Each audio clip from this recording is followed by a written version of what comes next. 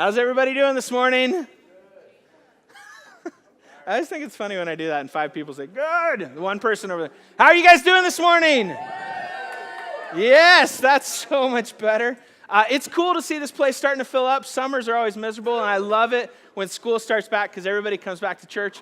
Man, be inviting your friends. Would it not be cool to be every Sunday having to hear us going, and like unloading chairs and stacking them around? That's one of my dreams, is to just be packing this place out with people who need to get connected to God. And so, man, let's be inviting our friends and getting them here and filling this place up. Everybody good with that?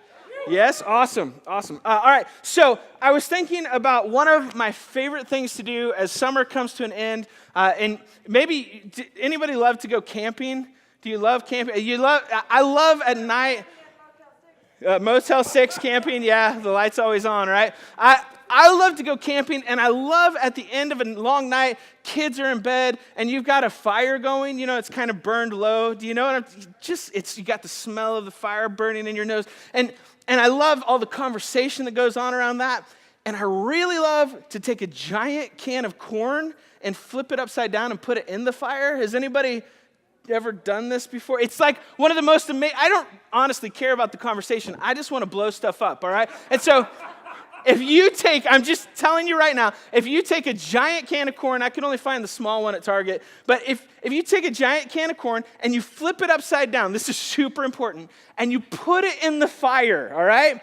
You start talking again, and at about 30 to 45 minutes later, you will hear, if you're lucky, you'll hear like this little sound, and then all of a sudden the thing will just go kaboosh, and it'll go kaboosh, and it'll like shoot up like 30, 40 feet in the air, and corn is going everywhere. People are like, oh, I'm burning, because corn's on. It doesn't really shoot corn at you, but it is amazing. It is like one of the best things I've ever learned in life, and I want to invite you guys next time you're camping to just pull out a giant can of corn, set it in the fire, and walk away and see what people do, all right? I'm just telling you, it is amazing. What's funny about that is when you take something that, when put under pressure, wants to like have its contents like go somewhere, they want to expand. What's cool about it is that in a can of corn, it just explodes, and you get to watch this kind of like free firework. You know, you're like, woo, corn everywhere, and you're scraping it off your wife's face and eating it. But in the real world, we all experience similar types of events, just they're like in our real life. And it's not with corn, it's us being put under pressure. Do you know what I'm talking about? I mean, maybe for you at work, there is just like a ton of pressure. I'm just kidding. A ton of pressure. I'll stop blowing on it. There's a ton of pressure, and it is building up, and it's building up, and it's putting heat underneath you, and it's causing you to feel like you're starting to boil. Like maybe for you, for my wife and I, we feel this all the time. I felt this last night. Our kids are sick at home, and we were up all night long with our kids, and I have this pressure that I have to work tomorrow morning, right? And I have to get up early, and I have to come in here and speak, and it's like, for me, there is this fire underneath me that's always burning. Do you feel it? Do you feel it in your day-to-day life? Maybe for you come home, you've had a rough day, you come home and your poor wife has been home with the kids and she's been watching them and she's trying to get all of her stuff done and she feels all the pressure. And there is a tendency for us when we're under pressure to want to explode, to want to let the steam out, to let the pressure off. Yes, true? Have you felt it? This morning, as we talk about finding a healthy rhythm in life, I want us to look at maybe some keys and some ways of helping us relieve this pressure. And I was thinking about this idea, I was researching a little bit, and I found this news story of this mother in Ontario, Canada. She's a mother of an autistic boy, and she one day walks to her front door, and there's this letter that was slipped under her front door. And I want to read this letter to you. I've actually marked out portions of it because I didn't even think some of this was appropriate to read in church. And I'll say that this is pretty harsh. But I want you to hear this because I want to bring it into the real world of how some of the kinds of pressure that we're under and how it makes us explode and how it makes us deal with other people and treat them. This, to me, was a prime example of how some of us deal with this pressure. Listen to this. To the lady living at this address, this is the letter. She picks up underneath your front door. I also live in this neighborhood and have a problem. You have a kid that is mentally handicapped, and you consciously decided that it would be a good idea to live in close proximity to a neighborhood like this. You selfishly put your kid outside every day and let him be nothing but a nuisance and a problem to everyone else with that noise-polluting wailing he constantly makes. That noise he makes when he is outside is dreadful. Put yourself in this lady's place for a moment of, you're reading this letter about your child. It scares the blank out of my normal children. When you feel that your blank kid needs fresh air, take him out to the park, you dope. We have a nature trail. Let him run around those places and make noises. Crying babies, music, and even barking dogs are normal sounds in a residential neighborhood. He is not in capital letters. He is a hindrance to everyone and will always be that way. Who is going to take care of him?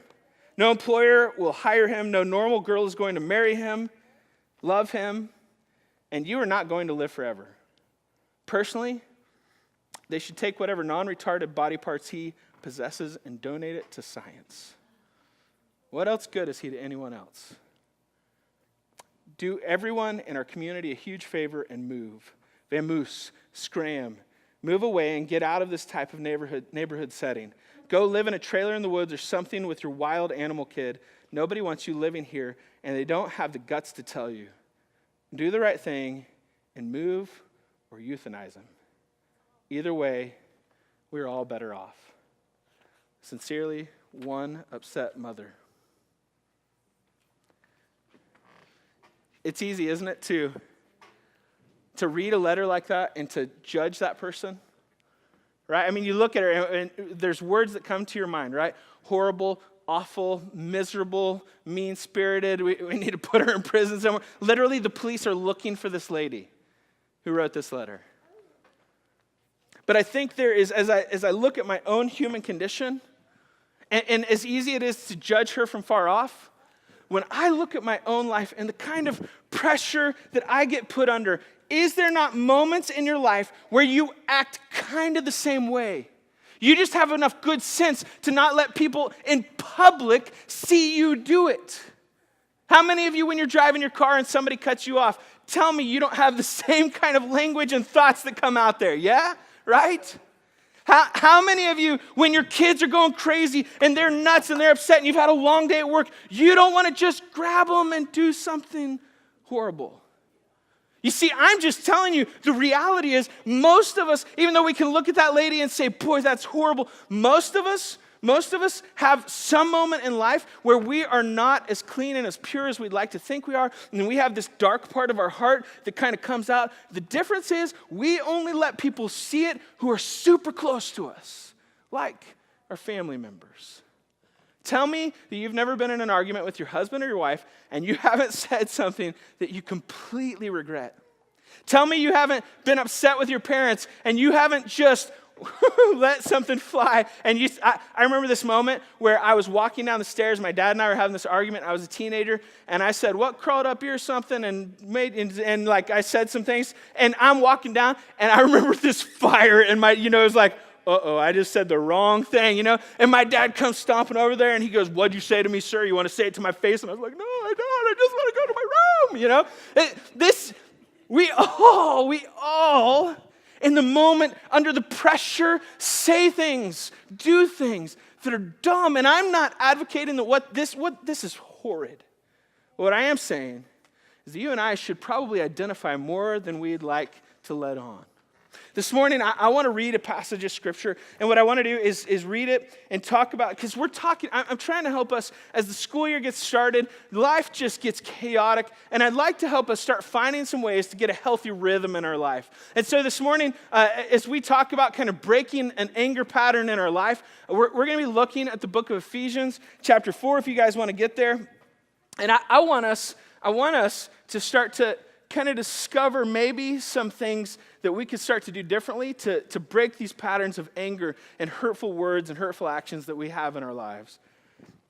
And I'd like to really look at what it is that causes us to be under such pressure. Here we go. Ephesians chapter 4, verse 26 through 27. This is what Paul says. He says, in your anger, do not sin. Now, I want to make a differentiation here, and most of you, if you've ever heard somebody preach on this passage, you've probably heard them do this. He doesn't say anger is sin. What he says is, in your anger, do not sin, right? There's a moment in the Gospels where we see Jesus walking into a temple, and the temple is kind of the church of the day for the Jewish people, and there are these tables set up where people are selling all these goods, and literally, you would have to come to the temple, and you would give money to the temple, but you had to have the right kind of money. And so these people would change out the money for you. And so Jesus has them, he walks up and he sees these guys who are essentially profiteering off of the temple. They're making money off of selling animals to people, changing out the money for a fee. Does this make sense to you? And Jesus walks up, and I love it because he's angry. I mean, he's just ticked. And he walks in and he grabs the table and he dumps it over. And he says that you've turned my Father's house is supposed to be a place of prayer, and you basically turned it into a marketplace. And he grabs ropes and he turns them into whips and he runs them all out. He just gets rid of everybody, and he shows this tremendous amount of anger, but he does not sin. He's just getting people out of there. Do you see? It's okay to be angry. It's not wrong to be angry. There is even times where it's righteous and it's right to be angry. But there is a place where we can become angry, and it can become sinful. I've seen little children who are literally abused by their parents, right? I mean, you've seen this too. And I saw a video one time. It was a store footage of this dad, and there's this little boy walking by, standing right there, and the dad walks by and kind of hits the kid with his hip, and the kid falls down, and the kid's just screaming, and the dad kind of kicks him off to the side. In your anger, do not sin. Some of us, I said the whole thing about kind of you and your wife, and you get in an argument, and you say some hurtful things. There's some of you who your tendency when life is stressful and when all of your time is being sucked out and you're hungry and you're lonely and you're tired and there's all these things that are building up on top of you and there's all this pressure and your way of exploding is to explode at your loved ones. And you just blow up on them. I mean, it's like you just kind of almost throw up all of your anger all over them. And some of you right now are sitting next to that person. And you're going, that's him. That's her. Some of you ladies are able to manipulate in such a powerful fashion. Because let's be honest, us men, we're kind of dumb and brain damaged a little bit, and we can't follow your train of thoughts like super fast and real well. And so you have this ability to kind of say things and do things to us, and we're just over there going, I don't know, I'm still to do whatever. Just tell me what to do. And you're like, you'll never do it anyway. And you're just like, I don't know. The reality is, we all get under this kind of pressure, and the key, what Paul says, is in your anger not to sin. Let me finish reading this passage. He says, do not let the sun go down while you are still angry, and do not give the devil a foothold. This morning, I want to try to give you 3 ways that you can kind of monitor a little bit and look at yourself and say, you know what, it's okay for me to be angry right now, but I'm not going to let this anger turn into sin, all right? So let's look at 3 kind of major ways that we can do this. The first one is this. You need to start watching your words. These are things that if you guys want, you could write this down. Do you have a pen nearby you? You can write down. You need to start watching your words. How you speak matters, right? The kinds of things that you say matters. And what I'm talking about here is kind of learning to monitor your speech, to monitor your words, and to be a self-monitoring person. This is what Proverbs chapter 12, verse 18 says. The words of the reckless, they pierce like swords, but the tongue of the wise brings healing. Words of the reckless pierce like swords, but the tongue of the wise brings healing. The other day, last Thursday, some guys and ladies from Epic went and helped move a lady named Damien from our church. She's moving to Salt Lake City. And so we showed up, and we're moving her whole house and kind of getting all her stuff loaded into a truck. And I was thinking about how I'm like the last person in the world you want helping you move because I just want to get it done. Anybody else like this? You're like, I don't care if I'm putting holes in walls. I'm just like throwing stuff out the doors. Because it's her stuff and her house, I'm trying to be nice. But if you look at my house, when we moved in, there's like dents and dings all along our house, kind of at box level for my height, because I'm just like, I don't care, put it in there, and I'm throwing stuff on top, and Jenny's like, there's glass in it. I'm like, I don't care, boom, kick it to the side. I am like a bull in a china shop when it comes to moving. I'm reckless. And Solomon says that reckless words, they pierce like a sword. Man, in that moment of all your hate and all of your anger and all the pressure and all the things that are building up inside of you, why not take a few moments and step back from the situation and monitor your own kind of emotional and health and state and say, am I really mad at her? Am I really mad at him? Or am I mad at the situation? You see, the wise person can bring healing with their words, but the reckless person will pierce. They will destroy. They'll be like a bull in a china shop. In my family, Jenny and I have started practicing this actually before the sermon. We've started working on trying to say, because sometimes you just explode, all the pressure builds up, you want to blow up. And sometimes we just step back and instead we'll say, you know what, I want you to know I just kind of exploded on you. I'm not angry with you. I'm just angry about the situation. Right? Like even that's a helpful thing to step back and instead of picking a fight and getting into a fight, to step back and to monitor yourself and to start to watch your words. It's a key thing because the reckless pierce like swords, but the tongue of the wise brings healing. The second thing that you can do to kind of try to help keep yourself from falling into some patterns of sinfulness out of your anger is this. You need to create some margin in your life, all right? You need to create some margin in your life. There was a point in time where Jesus and his buddies, this is a story in the Gospels, in the book of Mark specifically, Jesus and his buddies are out and they're walking through this field. And there's grain growing up. It's kind of getting close to harvest time. And if you've ever been near a field, you know that you can pick some of the grain and you can rub it in your hands. Has anybody ever done this growing up on a farm maybe? And you rub the grain in between your hands and all the bad stuff that you can't eat goes away and the stuff that you can eat is left in your hands. And you just pop it in your mouth and just eat it, kind of eat the grain as you're walking through. And so Jesus and his buddies, there's 12 of them, they're all walking and they're picking grain and they're rubbing. And what you don't know is that it's Saturday. And what you might not know about Saturday is that it's the day that the Jewish people call the Sabbath. And the scripture said that you are not to work on the Sabbath. Now, if you're not Jewish, you don't understand the extent of this. I used to listen to this podcast of this Jewish rabbi. I loved it. It was really interesting.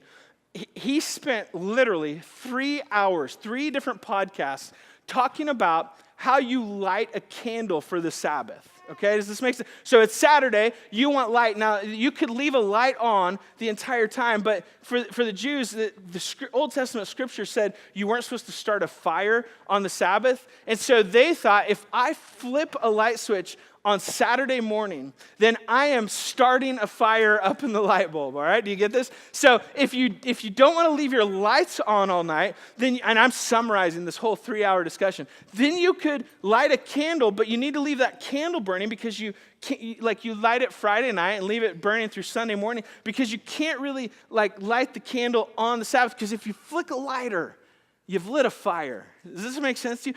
There's all the way down to this minutia of, they were talking, how do you leave your house and leave the candle burning? I mean, just this whole discussion about how do you make sure that you have light on the Sabbath? And it all comes back to the Old Testament scripture saying you shouldn't work on the Sabbath. And so Jesus is walking around and their buddies and they're eating this grain. And these Pharisees, which are kind of the religious guys of the day, they look at him and they say, why are your disciples doing what's unlawful? Why are they working by rubbing some grain in their hands and throwing it in their mouth and eating? And Jesus says this to them. Mark chapter 2, verse 27. He says, then he said to them, the Sabbath was made for man, not man for the Sabbath.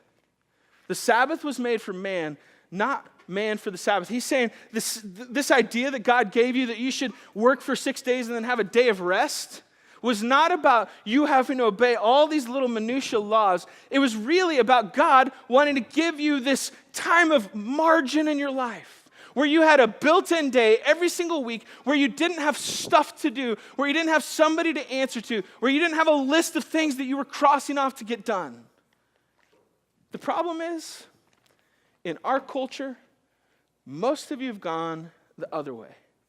Like, we don't want to try to see how little we can do on the Sabbath and should we or should we not flip a light switch. When you have a day off, my bet is that you have that day off filled with all kinds of stuff. And you're still answering phone calls from work. And you're still checking things off your to-do list. And you've got to get this fixed and that done and this put up and this. And you're engaged in emails and you're engaged in Facebook. And you are so engaged that you never have time to just shut off, to just stop for a moment, to just have it be quiet and peaceful.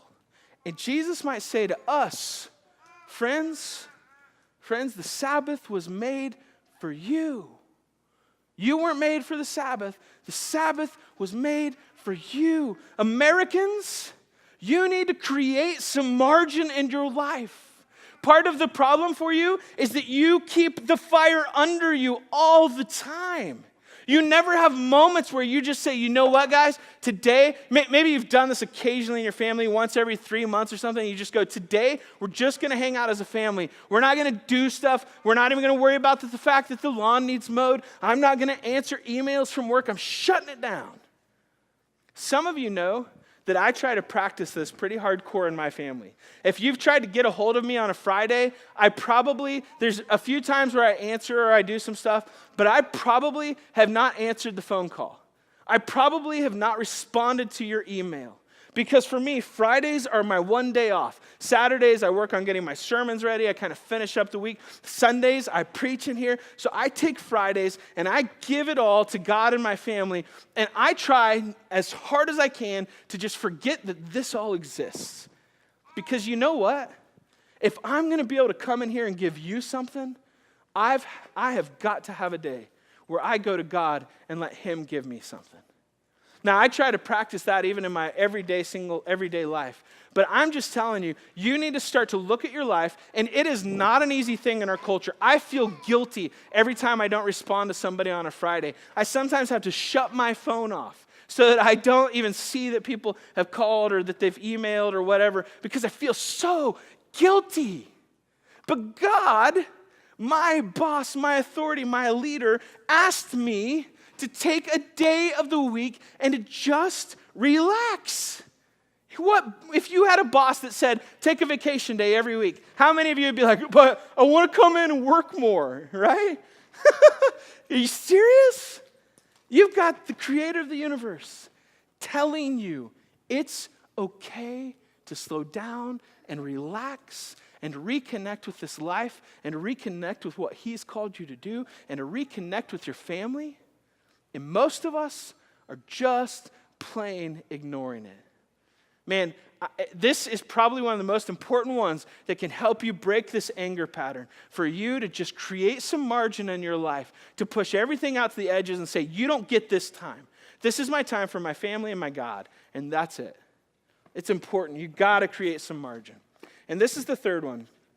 If you guys will open up to back to Ephesians 4. Back to Ephesians 4. You've got to deal with pain and regret right now. You've got to deal with the pain and the regret right now. Ephesians 4, again, remember he said, in your anger, do not sin. And then he says, do not let the sun go down while you're still angry. Why? So that you do not give the devil a foothold. Don't let the sun go down on your anger. My wife is one of the best people at practicing this, I think. She actually has a hard time kind of communicating and talking when she's angry. But I have never in I think we're 8 years ago. I'm so glad she's home with the sick kids today. I think it's 8 years of marriage. I have never in the 8 years of marriage had my wife bring up a past offense, right? Have you ever been in that argument and you're talking, and especially us guys, like our memories, like if we can remember the last thing we've eaten, we're good, right? And so we're like, I think I had a hamburger for lunch. And your wife is like, 15 years ago, you left a dog on the porch when I'd asked you to bring it in, and now you're doing it again with our kid. And you're like, I don't know what to do. I can't. We had a dog 15 years ago, right? I mean, you don't remember anything, and she has everything cataloged back all the way back to that very first offense. I'm telling you, one of the biggest pleasures of my life is that my wife has a horrible memory. Actually, I think it's that she's a gracious woman. And I have never, in our 8 years of marriage, had my wife pull out the past and slap me with it. And I think it's partially due to we take this passage seriously. We do not let the sun go down on our anger. Do you hear why? It's not just because it's important to talk about it. It's not just because it's important to have conversations and for you to, I've heard counselors before tell people, you just need to look in each other's eyes for 10 seconds longingly. It's like, I don't know what that does. Like, Jenny and I always start giggling if we've tried that before. If you've ever tried, you're like, and I don't know why she laughs, because this is good to look at, but it's the it's true. That's why you're all here. And I like how it's like the fake giggles out there. I love it. But I have no idea where I was. Counselors, look at your eyes. The reality is, for most of us, our problem is we don't communicate the anger and the hurt and the feeling, and we go to bed on it. And I hope you picked up what Paul says about this, that it will give a foothold to the devil. There are other passages in the scripture that say that the devil is like a roaring lion and he's looking for someone to devour. The person who said this was Peter, who said that the devil's like a roaring lion looking for someone to devour. And you might remember, if you know the Bible in a little bit of detail, you might know that Peter at one point denied knowing Jesus right before Jesus died. Peter has a little bit of experience with the devil taking somebody and grabbing a foothold in their life and kind of just devouring them. And Paul says to us, one of the ways that he grabs a hold of you, one of the ways that he finds a foothold in your life, a place where he can kind of get some ground and take it, is when you hold on to anger. And when you don't deal with it in the middle of the problem and you let the sun go, it's not that like you have to do it, it's not like you turn into some devil vampire at like 7:30, all right, when the sun goes down. But it is that if you go to sleep on it and you don't deal with it and you don't actually talk about it and you hold this place of anger inside of your heart, that you begin to say to the devil, this ground is yours to do whatever you want with. And I am not even kidding you, I have seen people who have kind of let anger just boil inside of them, and they've kept that fire just burning alive inside of them. And there are some people who almost go through even a personality change, because this anger over here isn't compartmentalized. It isn't suppressed. It isn't left undealt with. It begins to give the devil a foothold, and it begins to ebb into the rest of your life. And you begin to think everybody's trying to take advantage of you. And you begin to think that other people don't really care and that nobody really values you. And that anger seethes. And the devil takes the opportunity, Satan, I really believe that's a real evil entity. And he takes that opportunity to grab some ground in your life. And you'll start to hurt people that you would have never thought about hurting. You'll start to say things you would have never thought about saying. And it's all because we let the sun go down on our anger. We didn't deal with it. And we let the devil have a foothold in our lives. I this week got a call from, band's going to come up in a moment. We're going to go into communion and singing. But I got this call from my family because my dad's cousin had been in a motorcycle accident. He was riding his motorcycle, wasn't wearing a helmet, which, by the way, I've decided if you ride a motorcycle and don't wear a helmet, I don't really want to be friends with you because, I saw him. And he was riding this motorcycle. He swerved to just miss a piece of metal in the road, and his motorcycle went out of control. He bit it. He was like just bouncing along the road. He was unconscious. His family wasn't able to get here because his father is dying of cancer right now. And so they're all like torn of if we leave dad, he might die, but if we don't go there, he might, what do we do? And so they called me and they said, I don't even really know him, but they said, could you go up and see Arnold in the hospital? He's unconscious. He might not even know you're there, but we just would like somebody to get some eyes on him and see how he's doing. And so I walked into this hospital room, and my dad's cousin is there, and he's got like a deep gash in this arm, and this arm's broken, and his skull is all fractured. And they literally are using like plastic things to hold his cheekbones in place. At one point, they have him strapped down, and they've got restraints on his arms, and the nurse went to move him, and he was so stiff, like he moved like a board. Like they moved him, and he just like was just intensely stiff. And I stood there and I prayed for him, and I don't know if he could hear me or not, but I talked to him because what else are you going to do, And I looked at him and I thought, what are all the things that you wish you could have done before this moment?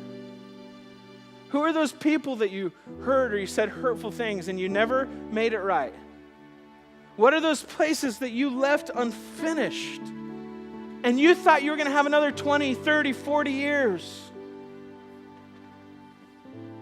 And I looked at him and I thought, we have to take today for what today is.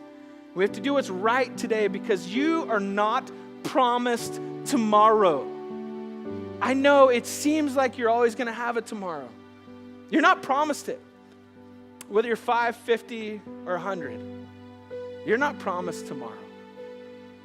Man, today I just want to challenge you. If you have been living a life that's under pressure, and you have been letting that pressure get to you, and you've been exploding out in anger, whether it's at your kids, your spouse, your coworkers, whatever, I want to challenge you this morning to do some business with God, to invite him into your walk in your life, in your relationships, and to invite him to have the authority to do whatever he wants with your anger.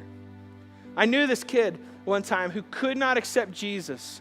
And he said, I really want to. It's weird, isn't it, to hear somebody say that? But he said, I asked God over and over again, I want to accept Jesus, but I can't. And I said, you know what, Nick? You've got these anger issues towards your dad. And he was like, yeah, I want to kill him. And I said, until you can give up that anger and let God have it, you're never going to be able. He needs all of you. He wants all of you surrendered to him. And Nick said to me, but my anger is like a friend. It's always there. It's no friend. It is no friend. It is literally killing you. This morning, some of you are like, I don't even need this. And some of you on the inside, you get it. You understand what it's like to seethe with rage. And I'm telling you what you need is to give it up, to just say, I can no longer, I have to die to this person, and I need to be raised to a new life with you, Jesus, and I need it to happen every single day, every single minute of the day, because I'm not good enough in and of myself to make it happen. I need you. That's why at this church, we partake of communion every single week, because we want to be reminded that we need him. We're not good enough on our own. I can't do it by myself. I am a jerk apart from Christ. Ask my wife. There are days where I live totally apart from him. This morning, whenever you're ready, I invite you to come forward. We're going to sing a song, and there are communion trays up here, and there's one over here. And I invite you to come forward and to do some business with God. Maybe it's been a long time for you, but for you to just say to him, I need you, and here's the stuff that's going on inside of me.